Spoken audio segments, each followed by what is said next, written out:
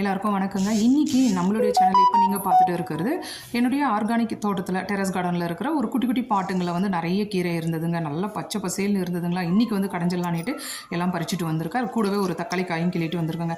கீரையை வந்துங்க எப்போவுமே நம்ம கடையில் வாங்கினாலும் சரி, நம்ம தோட்டத்து கீரையாக இருந்தால் நல்லா அலசணும். ஒரு 1/4 மணி நேரத்தில் இந்த 1/2 hour வரைக்கும் அந்த வாட்டரில் போட்டு நல்லா அலசி 2-3 டைம் அலசி எடுத்தாதாங்க. ஏன்னா சின்ன சின்ன பூச்சிங்களிலிருந்து மண்ணிலிருந்து எல்லாமே அதில் இருக்கும்.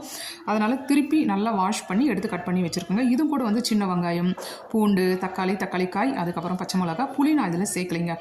ஏன்னா பச்சை பயிரும் போட்டுருக்கேன். பச்சை பயிர் அந்த தோலோடு இருக்கிற பச்சை பயிரும் துவரம் பருப்பும் 2 போட்டு கூட்டு பண்ண போகிறேங்க. புளி போட்டோம்னா அது கடையல் மாதிரி ஆகிடும்.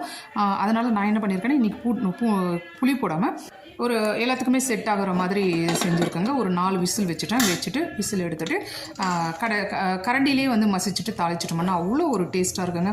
அந்த ஃப்ரெஷ்ஷான கீரையை வந்து நம்ம அப்போவே பறிச்சுட்டு வந்து கிள்றது வந்து அவ்வளோ சூப்பராக இருக்குது.